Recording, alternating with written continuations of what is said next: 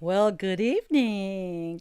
Hi, Jennifer. Hi, Nicholas. Hey. Welcome Hi. to Environmental Coffee House. This is most of the dream team. Antonio had something last minute personal, and we are hoping for the best for whatever is going on. We have a packed state of the planet tonight. And actually, we have some interesting things. I think we're going to go around the world, but it's going to be not maybe as gloomy, maybe a little. What? Remember Jennifer Gloomer? Yeah. Yeah. How are you Are we guys? gloomers or are we doomers? That is the I question. don't know, and we won't answer it. So welcome everybody. So Jen, do you want to do the opening, or should we just go right into it and let Nick get where he's Yeah. going? All right. I think let's just go right into it. But guys, we're going to Okay. go all over the world. But with no further introduction, Nick, can you just take it away for us? Yeah. Hi, Yeah, Nick. sure. Hi. Glad everyone's doing well. Um, yeah, so I'm going to talk a little bit about the state of COVID in the U.S. right now. It's still a disaster. I mean, it's very bad what's happening in the U.S. and the latest numbers, unfortunately, are getting much worse. We're seeing, according to the Johns Hopkins website, um, over 13 million cases have been confirmed in the United States, and the CDC believes it could be at least a few tens of millions more that have gone undetected, either because people have mild symptoms or some people are asymptomatic. But it could be, 40, 50 million cases in the U.S. Ooh. total. So a lot of people that get it and perhaps hopefully don't die, but obviously get sick and spread it around to other people that are at higher risk. As for the deaths, so far they've logged 266, almost 267,000 fatalities Damn. from the virus. Last Saturday, one of my great aunts in Seattle passed away from the disease. Um, I'm sorry. just found out last night about it. Um, yeah, grew up with her in Seattle. Um, last saw her a few years ago in person. She lived in a long-term retirement community, so she was at least happy where she lived. But somehow she got the virus and didn't make it. I have another relative in Minnesota that contracted the virus who's been isolating since March and doesn't actually, but she's doing okay, hasn't been hospitalized or anything like that. And I had Damn. a scare a couple weeks ago where I had to get tested for the virus. So I mean, it came back negative, but I Mm-hmm. mean, it's everywhere. So I mean, Well, we're it is seeing everywhere. major increases in cases, and yeah, I mean, we're seeing major increases in cases in the Midwest and Northern Plains. I mean, the per capita death rate is one of the highest in the world in North and South Dakota, of all places. Um, Sturgis. and, and yeah, Sturgis. Hmm. Yeah, Exactly. And we knew we'd yeah, see it late. Hmm. It's a tricky disease because my folks had it and they're okay now. And it's so hard to know. I think it has a lot to do with health, of course. yeah, If you're in their vitamin popping, cereal eating, veggie type, people, I guess it has to do with that. And in the United States, we feed people garbage. Yeah. Sad. And yeah. my own uncle died from COVID in I think it was actually the end of March. I found out about it a couple of months later. I hadn't been in touch with him, and I felt bad when I heard that he had died. I'm like, you just never know. when someone's going to go. And it kind of shook me up a little bit, even though I heard about it a couple of months later. He had been pretty pivotal in my upbringing when I was a teenager in high school. It was helped take me out on field trips. He was a great photographer, and we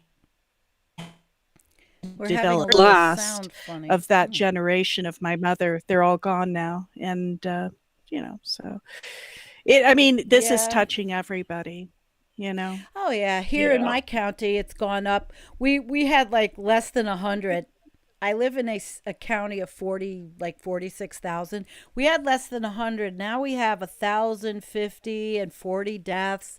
But it did get worse in the nursing home and the staff. And it is close quarters. It's close quarters. And I don't know what's going to happen after Thanksgiving. I mean, I did nothing. I never do anything anyway.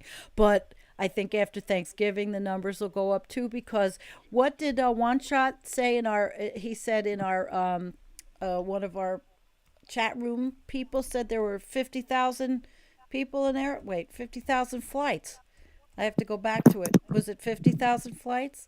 But Nick, you've got the numbers, Oh, here we got something else from Kevin Hester.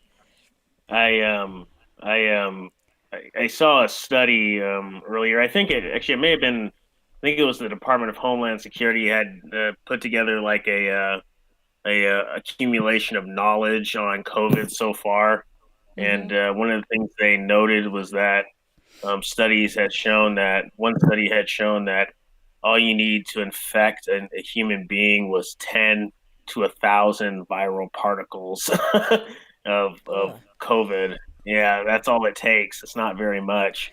And especially when you're in an indoor environment and this stuff aerosolizes, you can be giving off millions of viral particles, an hour, just breathing out, exhaling. And so it's very easy to spread among humans, this disease. That's why it affects people so fast. That's why we have a pandemic where it's just spreading everywhere, and that's why it's ultimately killing people, because humans have no immunity to this virus, and there may be a component of viral load where you get lesser symptoms if you have less virus in your system to begin with. But if you get a huge viral load, then it infects your body so much faster, and it's harder for the immune system to fight off. And in some cases, it will even overreact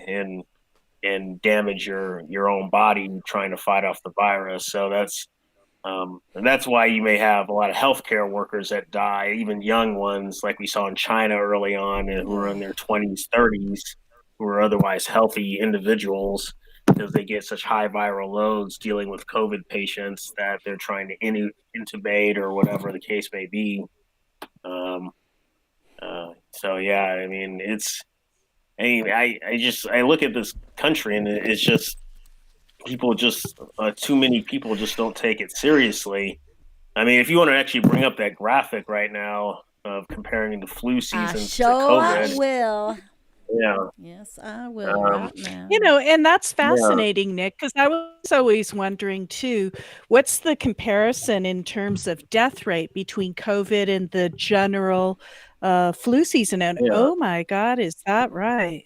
Look at this. Yeah, I mean, and this comparison isn't even the best comparison, because these flu season death totals are estimates by the CDC, so they're.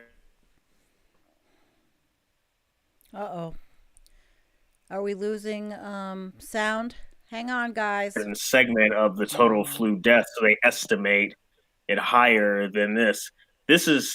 So these flu numbers are just estimates, but the COVID those are all lab confirmed cases, people that had the virus confirmed in their body who died of it. So it's probably, and it's very likely that there's people who died of COVID, particularly in places.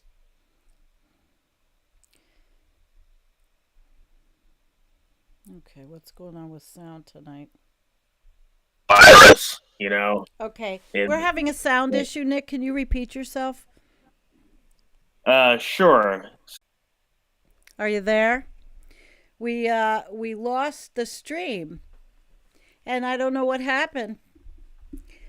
I really don't. I've got my super duper new thing outside. I don't know what happened. Are you guys back? All right, Jennifer and Nick. Yeah, go back out and come back in. I have no idea what's going on. I did a speed test before this, and it was pretty good. Really weird. All right, well, yep, I will bring them back. And here is Ms. Jen. All right. Hello. I have no idea what's going on, but even with my new handy dandy super duper booster booty poopy thing on the roof, but I did a speed test before this and we were fine. So go wait, if we were at the football game. Go technology. Go technology. Yeah. You suck. Yeah, suck. All right, Nick. Now you're going to have to like go backwards and come out with a little bit more of the description on the picture, the graphic. Okay, so I just start over again because I don't know where I got cut off. Let's see. Everybody was. Oh gosh, Rich Diana said Kevin had a time today with his show too. I wonder if this is on purpose. Are they doing this on purpose? Oh my God, the nefarious YouTube villains. All right, Nick, I got the graphic up now. Let's go for it. Okay. So anyways, estimated flu deaths, lab confirmed COVID deaths. You can clearly see that COVID. Even if you assume that the flu deaths aren't under overestimation and they're accurate, they clearly are paling in comparison to what has happened with COVID. It's just a deadlier disease. Yeah. Yeah. All right. And and we don't know how cross immunity will be with COVID as well. That's why One Shot Thurnow thinks of it as a gamble. He's in our chat room. It is yeah. So the state of the planet is COVID is still here. Yeah. Yeah. And Andy says working in old people's homes in the UK is a death sentence. Trouble is, it's where half the people work these days. Aw. Wow. Wow. Well, I think that, Nick, do you have anything to add on this topic? We've got a lot of planet to cover in the state of the planet. No, I think I've covered everything. I mean, pretty much people just have to take it seriously. You have to socially distance the best you can. Have to wear a mask, and hopefully the vaccines are legit, and you have the choice to take it if you can have it. So Okay. some people, Well, yeah. we're going to come back to you and your site when we get to the Arctic because Jennifer now has something that she's going to share with us, and hopefully everything stays nice. Jen, Yes. I'm going to hand it over to you. Yeah. Okay. So, guys, we're going to go down to Australia. We've been covering the Northern Hemisphere quite a lot and probably not paying as much attention to Australia as we should. So I do have a Facebook friend, Louise Clifford, and she is down in Queensland, Australia. She's also a member of our community, and she always catches these YouTubes. And she wrote me a letter, and I found it so moving. So I'd like to read it to you. I'm very worried about our current climate conditions here in Queensland, Australia. Southern Australia has been having good rainfall, but where I live in Queensland, near Bundaberg, it's extremely dry. We haven't had much rain and things are looking grim for our coming summer. I presume you have heard of Fraser Island? It's directly off the coast from where I live. I live approximately 30 kilometers inland. Fraser Island is currently on fire, and it has been burning since early October, and the firefighters have been unable to extinguish it, even using aircraft. It has burnt over 75,000 hectares of bushland. We have had strong easterly winds blowing smoke over us on the mainland. In a rural area which grows sugarcane, avocados, macadamia nuts, small crops such as tomatoes, melons, etc. The water supplies are drying up. Dams and underground water is diminishing. The dams on a majority of farms are completely empty and full of weeds. My dam is completely dry. Rainfall over the last 4 months, very small amounts. August, 54 milliliters. September, 36 millimeters, and October 35 millimeters, November and so forth 1.5 millimeters. Temperatures have been August range, daytime temperatures of 23 to 29 degrees Celsius, September 25 to 20 to 30 degrees Celsius. I'm not really familiar with Australia temperatures, but October 28 to 33 and November 28 to 36. So you can see we have been very hot. The Mary River, which is about 30 kilometers south of me, is drying up because it hasn't had significant rainfall for 3 years. It's not completely dry, but it is receding fairly quickly. I was wondering if you and Jim could do some research on what is happening in Australia because we don't get much information. And of course, climate change is a dirty word here with our politicians. We are supposed to be going into La Nina, but haven't seen much evidence of that. Of course, I'm not a scientist. I'm only giving my own observations and talking to local farmers, etc. Regards, Louise.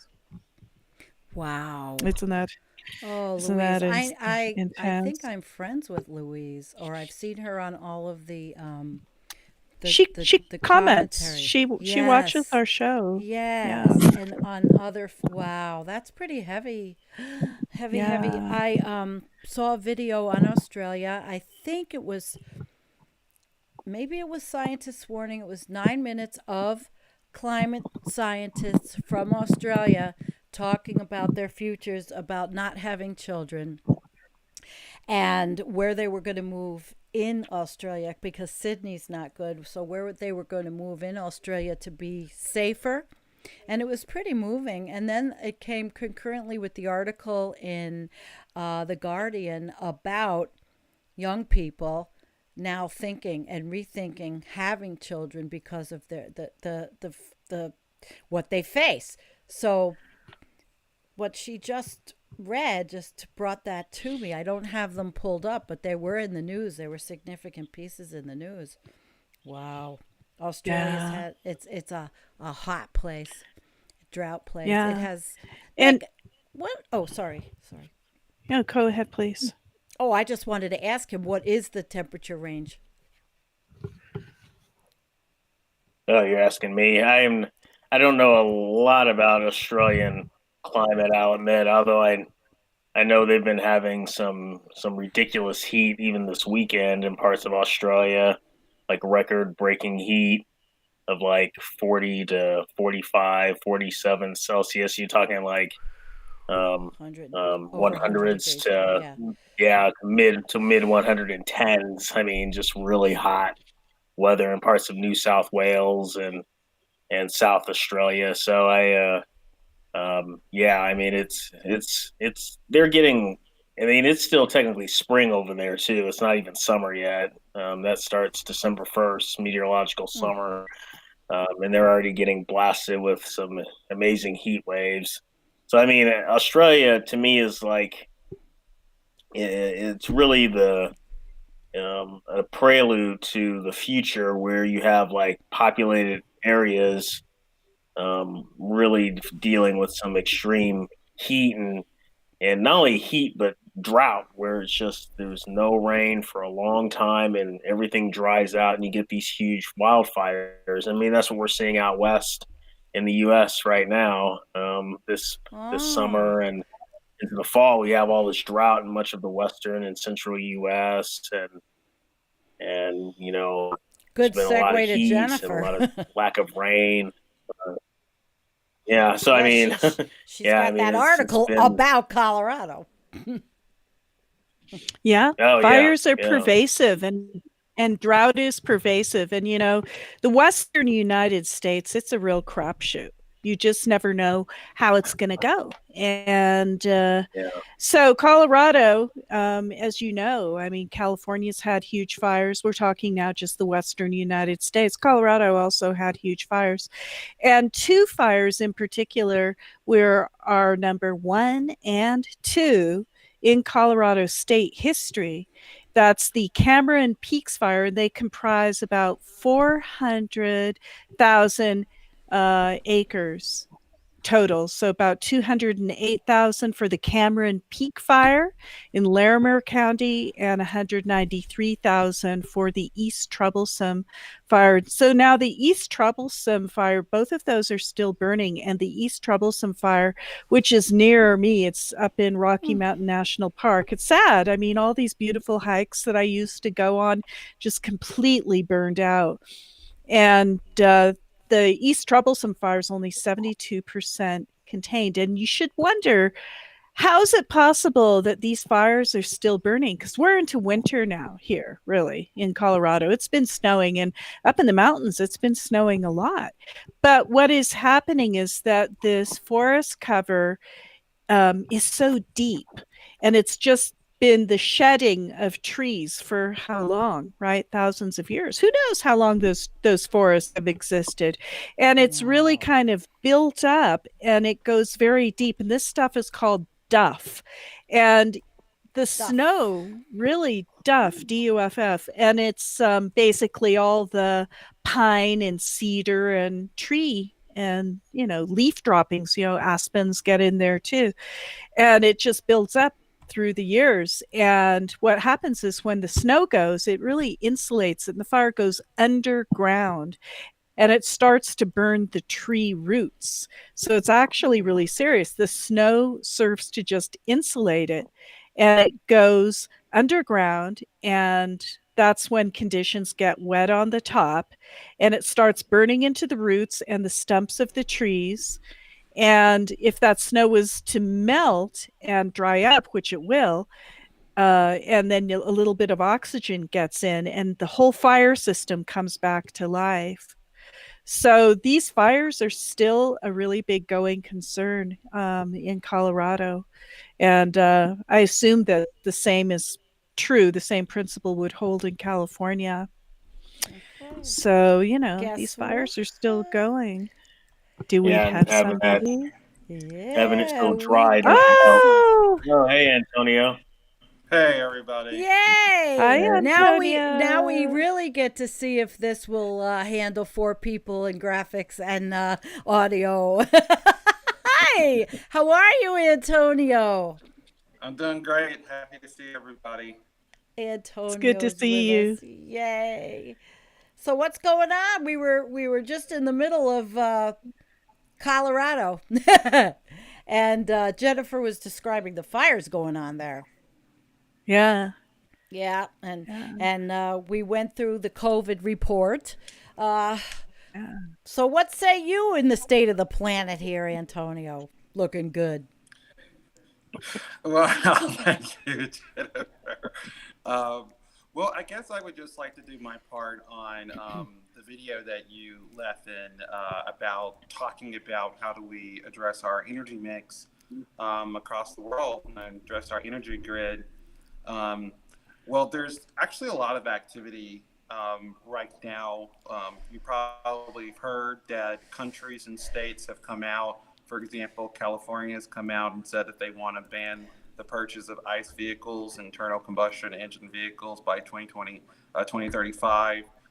The UK has said similar things. The Yeah. Chinese have said that they want 50% of all vehicles sold in China in 2025 to be EV. electric vehicle. And so we are also Mike. seeing that governments and countries are coming together to start to push climate-friendly policy. Many of you know, I'm working at Appalachian to transition our energy to renewable. What I found was interesting, that was revealed to me in the video and also in my studies, was that purchased electricity makes up 40% of our emissions at Appalachian, and it also makes up 40% of our emissions nationally as well. And so a lot of the same challenges that we face with decarbonizing our energy grid at Appalachian is very similar to the challenges we face nationally. My local city, Winston-Salem, has actually announced it has a climate plan to decarbonize by 2050, and has put together a sustainability council. And this is actually something that we've seen across hundreds of cities across the United States as well. And so there's a lot of local and municipal action that's starting to come together. Of course, the reality is too little too late in a lot of this. Obviously, having a 2050 carbon decarbonization goal isn't very helpful to the people of Sao Paulo, as we recently saw that we're suffering from horrific floods.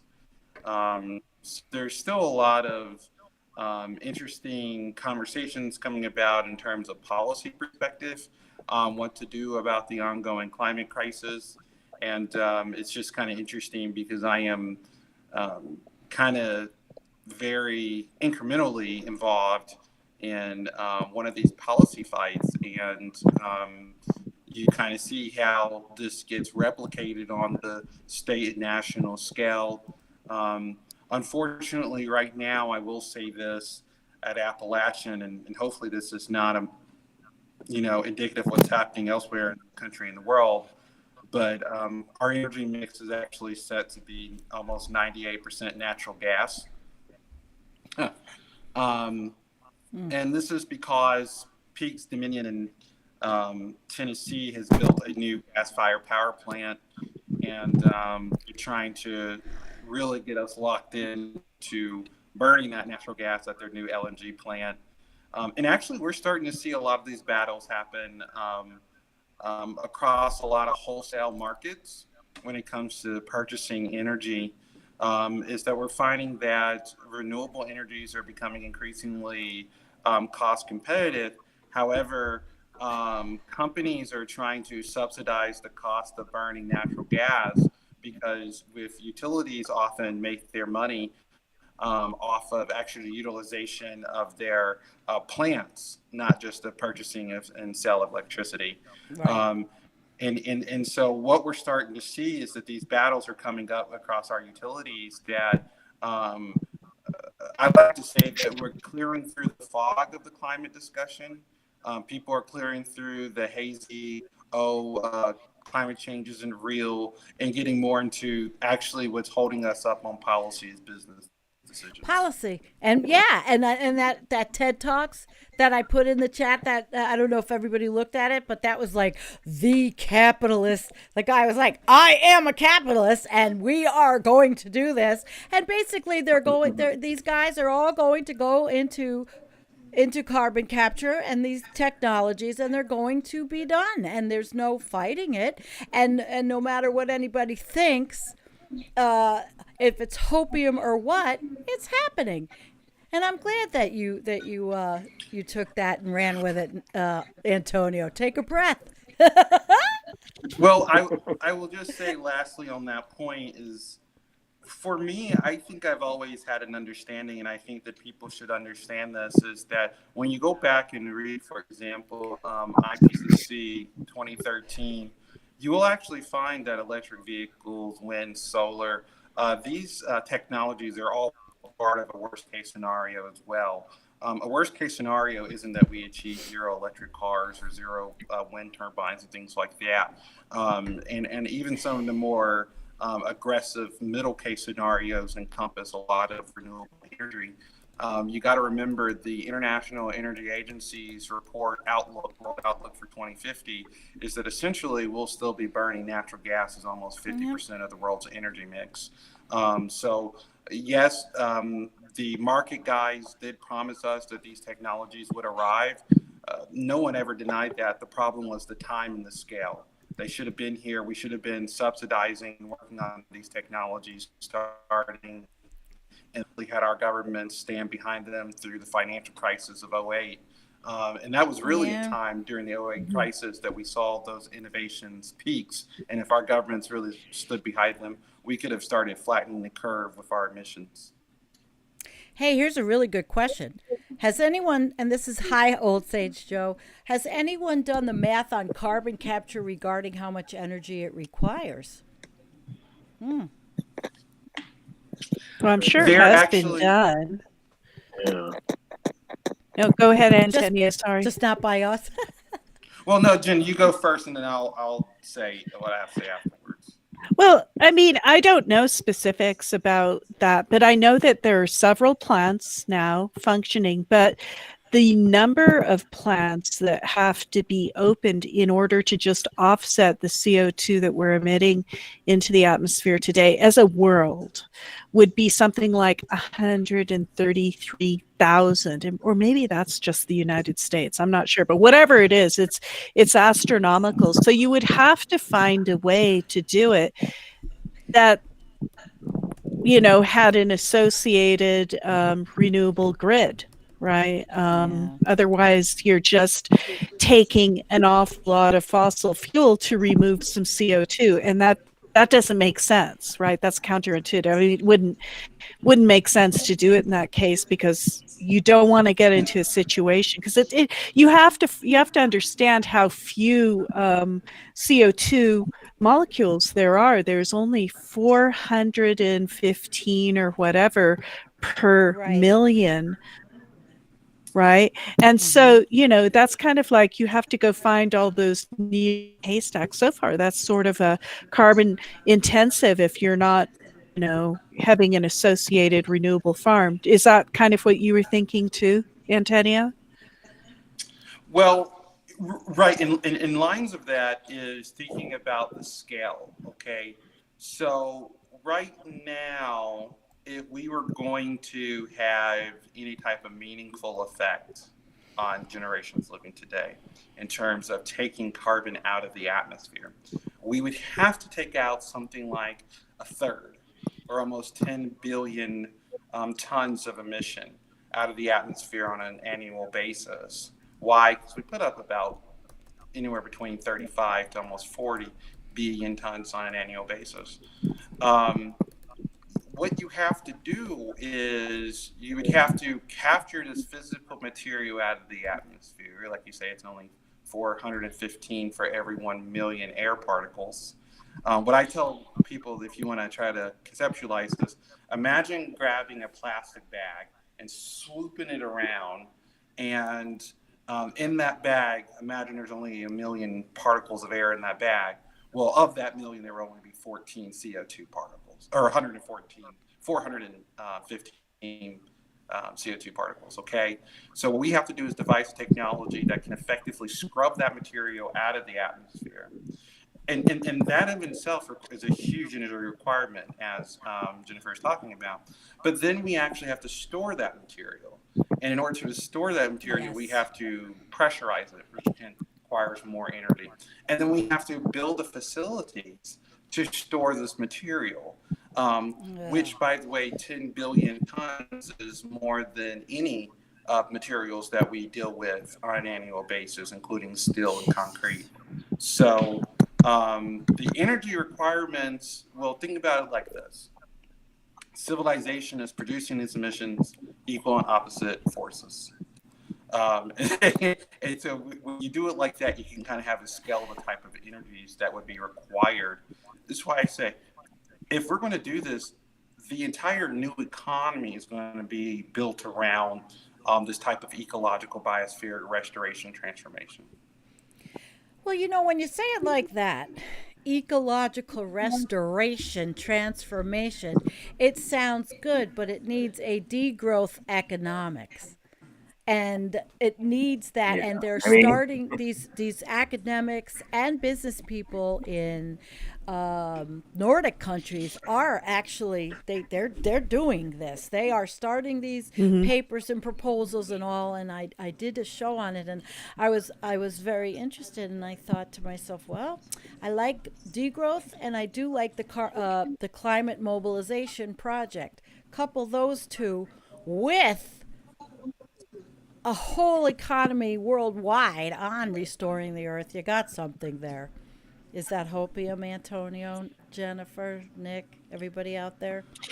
Well, I think we shouldn't be put off by the storage problem, because there's probably a way to deal with all that product. And that is, they come out in these little, CO2 globules or whatever. You use that for filler for all your roads. You change your technology to incorporate it into your technology. Um, that's one way that you can think about the storage issue. And if it could just be done at scale, at least that would mitigate some of what we're putting into the atmosphere. I don't think it's a solution, but at least I think it could start to mitigate it. Does yeah, I someone think have their degrowth has YouTube to on? be. Sorry. Uh, I think degrowth has to have a major part to play in this, because obviously, if you're continuing to grow, you're not only are you putting more CO2 in the atmosphere that you have to take out of the atmosphere, but you're also destroying the environment in other ways in the process.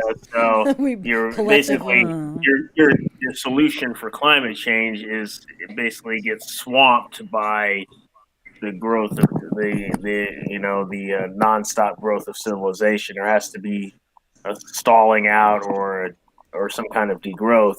But of course, people can't have to somehow have to be able to conceptualize what degrowth actually means in terms of having less you know people born on the planet, having using less energy, having less um, personal, advanced technologies in their hand that require lots of mining and energy to create. And yeah, just like Yeah, I mean, your it's just, smartphone. yeah, we all want to figure out a solution. We all want to like offer some sort of solution Yeah. desperately, Yeah, but every solution that you work through, you come up against the same thing, and it's just, it's rough, right? It's I mean, yeah. frustrating. that kind of brings us to our last part. Sandy, when do you want to do that ice blog, after the break, or? Yes. And I'm going to play the video. Okay, we froze for a minute. Antonio, are you fine with your update? Your energy update?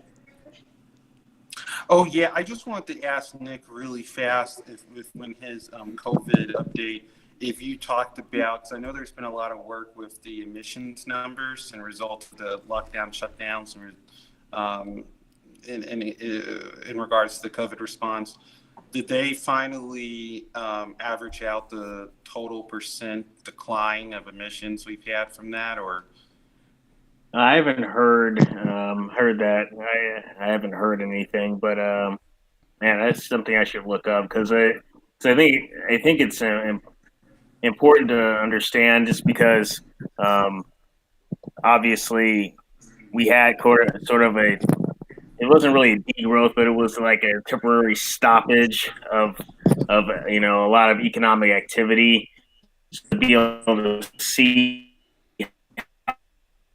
that in terms of the amount of CO2 in the atmosphere, and then have that, um, and then sort of be able to.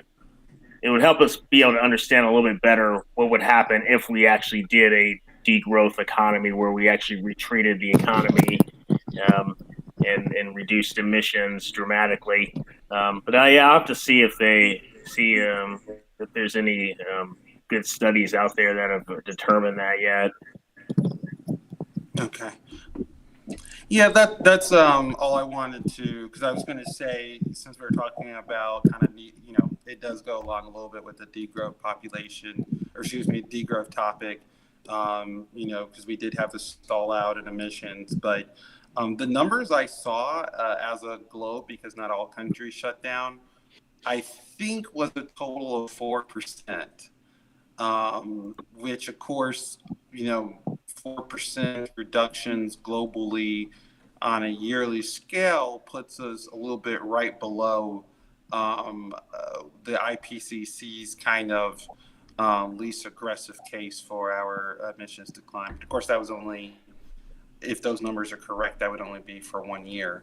And so, emissions are steady back up now. But that's all I had to say. Okay. Okay. Well, what we are going to do now, everybody, is take a break, and we are going to play a video by Facing Future. That's Stuart Scott's. It's a beautiful video. We are all going to stretch. Everybody, it's been a half an hour. We still have a lot to talk about with you. Don't leave. Watch the video and enjoy it. It's very good. I mean, it's very moving.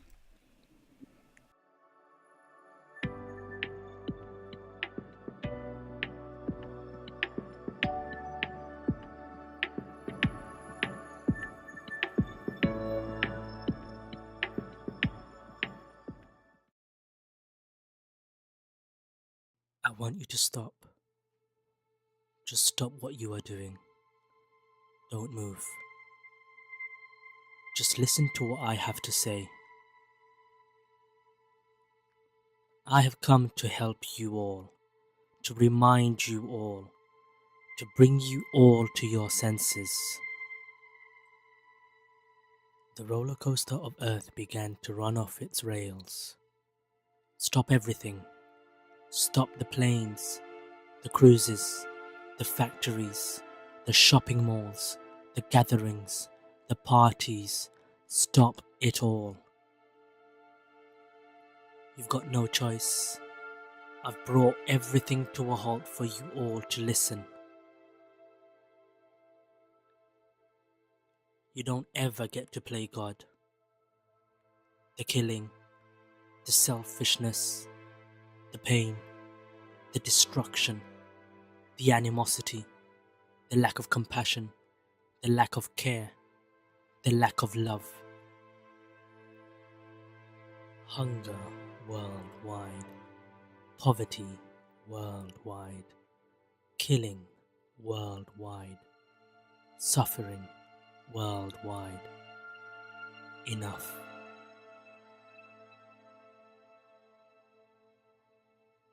I have had to come to bring a halt to all of this. I could no longer stand and watch. The firestorms, the melting glaciers, the sinking cities, the destructive weather, and you still didn't listen. You wouldn't listen, but it's really hard to when you're so busy climbing higher and higher on your selfish desires. I've now come to make you listen and to save you, to help you all listen. I'm sorry for setting alight firestorms inside your body. I'm sorry for drowning your lungs. I'm sorry for isolating you all alone, but I've had to, so that you all listen. And now that you're listening, I want you to listen closely. Stop the killing. Stop the suffering. Stop the hurting. Stop the selfishness. Stop the destruction. Look at yourselves and start putting things right. I will leave now, but don't make me return.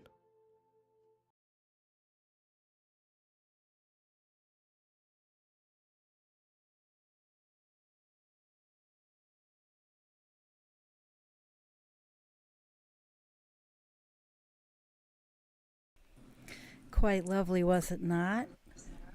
Absolutely Yeah. profound. Very That's the deep. work. That's what I want to do, Jen.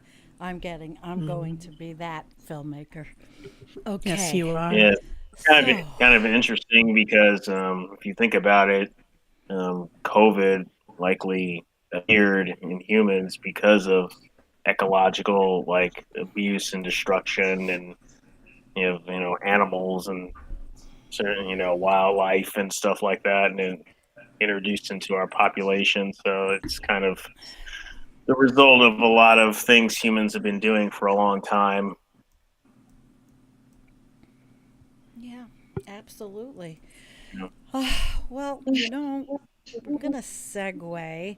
I'm just hoping this all sounds okay, and we're going to segue. We have an interesting one that I'm just going to show. Hopefully, it shows. it's a good one. Now it says here melting ice, and I don't know if this was ice or if this was permafrost, which would be thawing. But did everybody check out? Does somebody have YouTube on behind them in my group? Because I hear an echo of myself, but it's not me. I don't know. But anyway, I'll continue. I don't have anything on. All right, so melting ice revealed a spectacular trove of ancient hunting artifacts in Norway. And Kim, who is our mod, is always telling me to go, when I go into the creek where I live, that I should look for arrowheads. And here is the treasure trove of artifacts that are going to show so much. It was, they said 68 arrows and many more items from an ancient reindeer hunting site. So that's really cool. I don't know exactly why this ice is melting particularly, but I was just interested in 6,000 years and reindeer bones and antlers, and they called scarring sticks, which were used to herd the animals into spots where they could be easily hunted. And finds like this, they say, are becoming increasingly common as global temperatures rise, especially underneath static patches of ice, which don't move around and break up objects in the same way that glaciers do. So as the planet's future becomes more uncertain, more of its past is being revealed. So while it's a horrible thing that it's melting, it's pretty damn interesting that it is showing all of these cool artifacts that all of what's anthropologists will have a field day with, right, guys? So that's kind of, it's bittersweet. I'm not going to go all through the whole thing, but it is kind of bittersweet because as you're getting all this neat stuff, it is because of a bad reason. Yeah. You see a lot of that with the permafrost melting in the Arctic, and so you get a lot of they're discovering artifacts and mammoth bones and all of these things, and it's like, you get to see more history as the climate changes. Kind of irony that you're facing an uncertain future, but you're getting to know the past a little bit more too before you face the uncertain future for your species. It's kind of like giving animation to the historic past, to prehistory is in some ways coming alive, kind of almost warning or foreshadowing what's coming next. I did see that in the U.S. climate assessment that they were talking about, the same forces, obviously, that really tools and things like that from antiquity are the same type of forces that will continue to wreak havoc on Arctic infrastructure as well. So we should continue to see that happen. Cool. I'm playing with the graphics. Oh, okay. I was pulling us up and in and seeing if just doing a little fun. So Okay, hostess here. Got to put my hostess hat on. We were going to, after the break, we were going to segue to that awesome. Well, we didn't talk about Mongolia yet, and we have big Nick stuff. But Jennifer, I thought Jennifer would love to go into that ice blog. It is Absolutely. absolute, and then we could talk about from that Yeah. ice blog Nick's site and see where it takes us. Yeah. Now, this is a pretty lengthy article, so do catch it in the show notes. It's put out by iceblog.org. Climate change at the poles around the globe. And it covers a lot of great things. The polar stern drifted, as you know, throughout the winter, lodged in the Arctic ice. And there's been a new movie that's just come out. It's called Arctic Drift, and it catalogs the Polar Stern expedition. And I would love to see this. It's probably in German with English subtitles, I would imagine.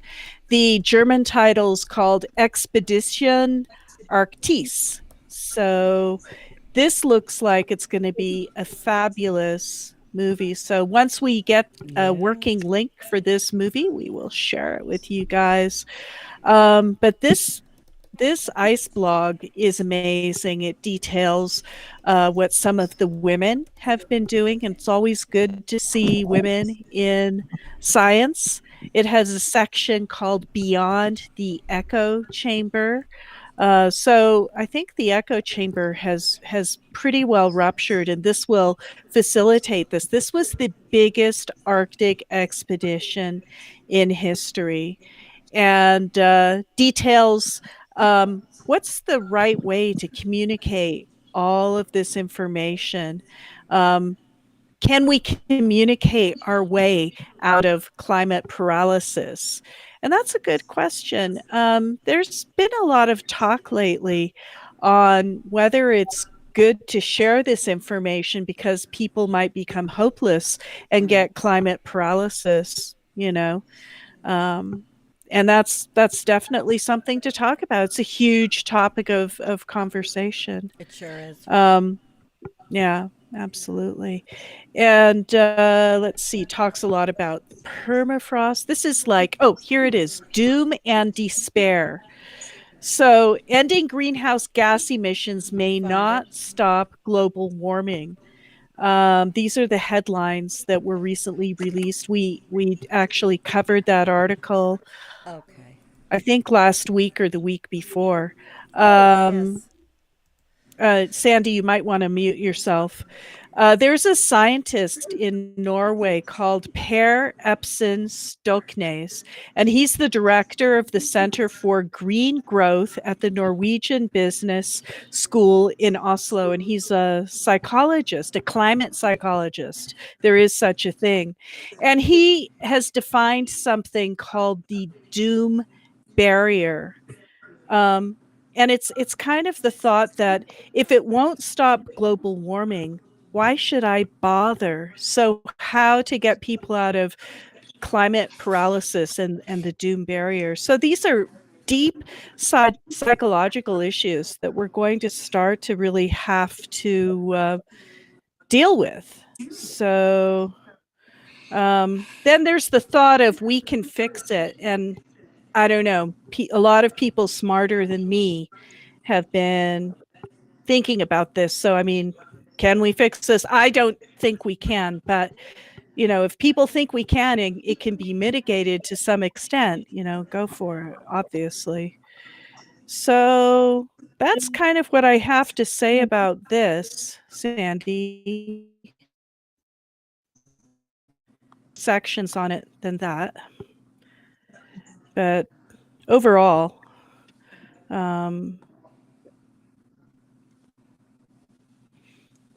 If there's anything else that's you want pretty me to much pull it. up. Okay. The Yeah, ones that you- it's very long actually, and there's more sections than what I covered. So recommend that everybody dive into it. It's very well written. they sum it up when they say 2020 is on track to be the warmest year since reliable records began in the mid 1800s, and you can see the trend. So yeah, we see abrupt climate change all around us. See it all around us. Yeah. It's kind of an interesting question to think about, actually.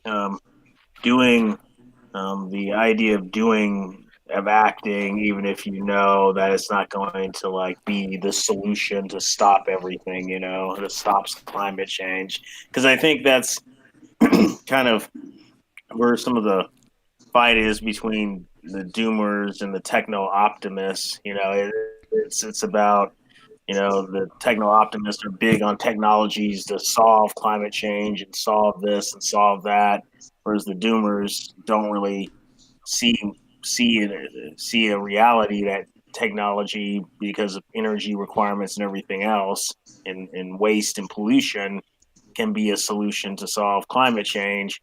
And then there's there's some folks that see a perspective of, well, how can we act in a manner that's good for the planet, even if we know that we can't necessarily fix everything, and or if some things may have no solution.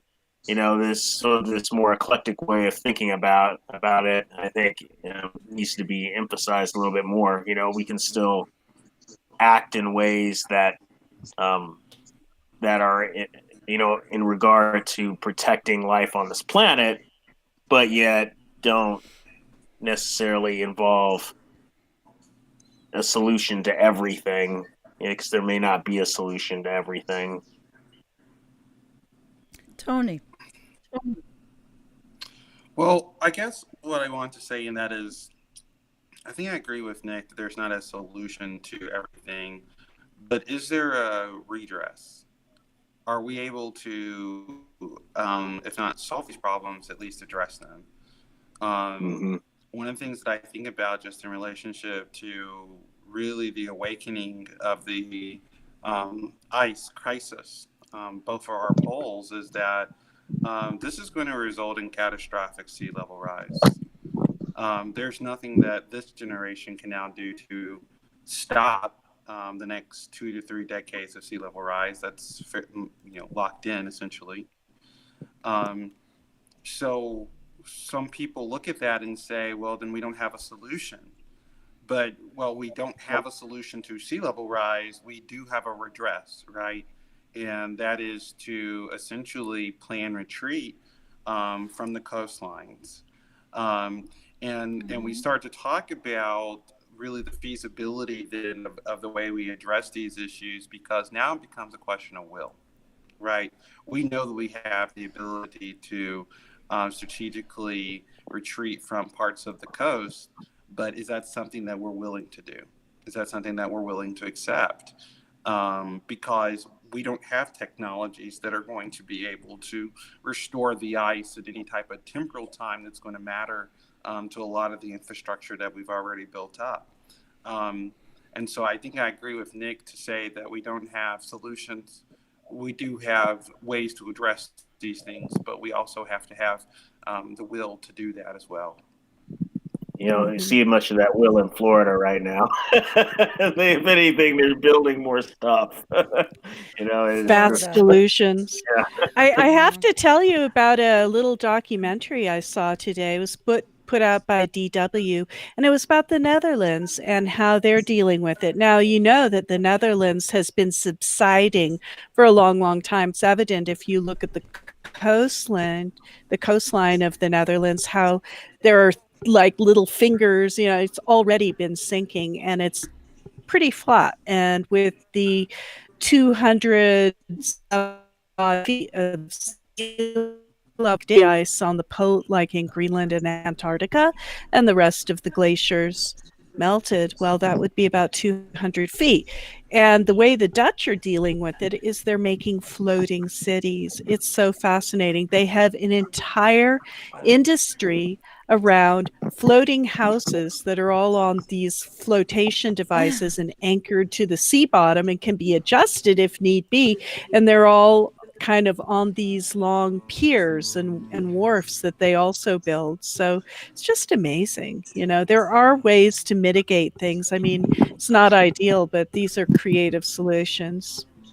Yeah, and for those that are fortunate enough to be in an area that will have some creative solutions to buy some time, essentially. Essentially.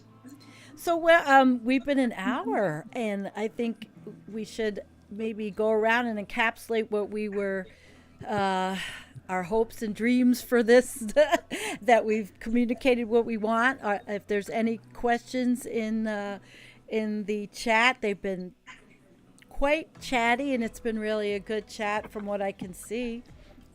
Let me read a comment here. Rich Diana, retreat from the coastlines and cram people together. Look what's happening with climate refugees in Europe. Going to get much worse before it becomes impossible. Oh yeah, there's going to be conflict. I mean, that's guaranteed. There's going to be conflict between nations and within nations. I mean, you're going to have. I mean, I don't know if around here they want a ton of Floridians and Texans and Californians moving in. I mean, there's going to be a lot of conflict over stuff, over resources. Yeah. From the movement. But I mean, the movement's going to happen. It's either going to happen because of a planned retreat, or it's going to happen because it reaches a tipping point where infrastructure gets damaged and destroyed from storms that have bigger storm surges from sea level rise, and people are going to start just leaving, and towns are going to be abandoned, and it'll be a very messy, unplanned retreat, but it's going to happen at some point. And people also have to understand. And people also have to understand that, as Nick is saying, there are those very direct effects, but our economy has a very complex and dynamic relationship to the physical world. And so what I mean by that is that as these crises are unfolding, it's not just going to be a retreat, right? As people start to retreat from the coast and there's no plan, the value of real estate around the coast is going to collapse. And as that happens, it's going to kind of create a cascade, right? So those are type of feedbacks that we're worried about in our human system. And Nick's right to talk about that there's going to be schisms among countries and schisms within countries dealing with this. We're already starting to see, look at Texan sentiment toward Californians moving in and changing their politics there. And so we're already starting to see the little wins of this. Well, and there's the I just had it on my mind about something I read. Oh, it'll come to me. It will come to me. Sorry, guys. Multitasking. Jen. Well, it just never, ceases to amaze me how quickly things are escalating. And when you put all the dots together and you start to see all the abrupt climate change events going around the world, which is really only the manifestation of this booming population bomb that we've got going on. It all goes back to the population bomb. And yes, we all have to try and reach zero emissions if possible. I don't even know if it's possible, but people have to stop having children recklessly, because at this point, if you're an informed person, having children becomes sort of a reckless decision, when you do the math and everything else. People are not informed. And I hate to say that, because a lot of people, we've been having children for millions of years. It's pretty well hardwired in our DNA. But take a look at what's happening. We're in a tragic and profound time. Yeah, and the governments and the religions don't want to stop people. I was just gonna say that the whole population argument. I know there's a lot of fights among environmentalists about discussing population. Because it's been co-opted by racists to complain about brown people having babies in their countries. But I always reframe it as, about, that having having lots of children in a place like the United States is a bigger Mm-hmm. deal because Tis. of all of the energy that we use here, all of the waste that we produce here, Except for all of my the Amish neighbors. destruction that results from our, our existence in this country. So I think it's a bigger responsibility for those in the developed world to have, you know, who are informed, but also just use a lot more energy um, to have fewer children. And I mean, generally that happens anyways. You have because of various economic reasons, you have, and also birth control and rights and stuff like that. You have women having less children in places like the U.S. than in other countries that are less developed. But I think it's a higher responsibility here because of not only the population issue but also the energy, just the huge expenditure of energy and waste that's produced in places like the Yeah. United States, the UK, Germany, etc. So Big difference from my Amish neighbors who might have 9 kids, but they don't use anything. Except they grow yeah, everything on their property. yeah, But yeah, exactly. it's still, in all the other countries, same thing with people. It's all different reasons, and I guess that's a whole other show. Hmm. Yeah, and it is contentious. It completely is contentious.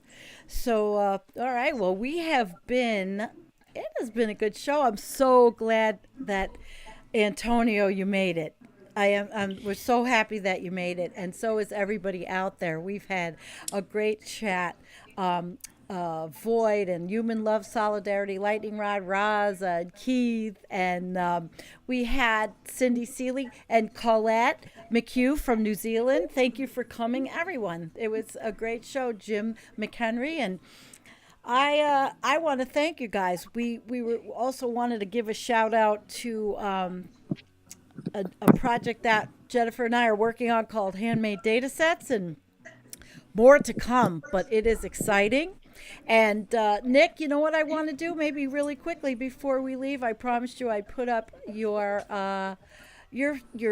page. This is Nick's Patreon, and it will be in the meeting notes if anybody's interested, because this is an example of his October 2020 global climate report, and he does this every month, and he's got uh, graphs, and this one is particularly the air temperature ranked by month. And Nick, is there anything you want to say? Shamelessly self promote, please do. I do Well, everywhere. I mean, I do the global climate report every month. Try to do it at the beginning of the month for obviously the previous month. So I'll do November's and hopefully next weekend. Um, and then I also write whatever is on my mind on occasion. Every week or couple of weeks, I usually have something that I have to say or rant about Oh about yeah. climate or whatever. So it's a good little page. I do a lot of my day to day stuff on my meteorologist Nick Humphrey Facebook page too. So I do post a lot of news stories and stuff like that. Some of the stories we've discussed, I posted on there. Um, so uh, yeah. Obviously, if you like what I do, you can support my Patreon or um, throw me a quick little tip on PayPal. That's how I do things. But otherwise, yeah, Hmm. go for the news. That's what I do. And as Jim says, Nick does great stuff. And I always borrow it for my Facebook posts, and sometimes we do too on our page. Antonio, you got anything you want to talk about that you're doing? Well, like I said, I was working on, or I am working on the climate action plan at my former university, at my And I alma read mater, it. and and Whoa. the university published its first draft plan in response to a lot of the um, activism that's been happening on our campus. And I will say that although I'm not pleased with the campus new plan, it is showing a lot more progress. So we're going to keep Okay. up the fight here. We're up going to the keep fight. putting pressure on the decision makers. And I would just say to all the other activists that are passionate about this issue, and you're in your community, is that the most important thing for you to do is find out who are the decision makers when it comes to choices like where your city or institution purchases electricity, and put pressure on those people. That's what I found to be the most effective, and making sure that they stay, uncomfortable in their jobs until they make the type of decisions that are going to be beneficial for our Uncomfortable in communities. their jobs. I like that. Make sure they're uncomfortable in their jobs. Well said. Well said. And thank you, because that's what it is. It's local. You can't do anything really. I mean, John Kerry isn't going to help your local environment. Jen, would you like to end for us? Well, I think it's been a fascinating show, and it's been far reaching, and we covered, the pandemic and all these different abrupt climate change events going on around the world, and brought it back to the Arctic. And, you know, what happens in the Arctic doesn't stay in the Arctic, and everything rolling out all around us. So, let's just keep reading. It's great to have this community where we can share our thoughts and not feel so isolated, because it's a profound time that we're living in. All right. Well, thank you, everyone. It's been great. Catch us Tuesday night. And we have next Sunday, Jennifer and I have George Sakralitis with us. And we have a couple of good things coming up. So thanks. Peace out, as I always say. And all those good things. Bye, really. Seriously. Thank you. Thank you, Bye. thank you, thank you.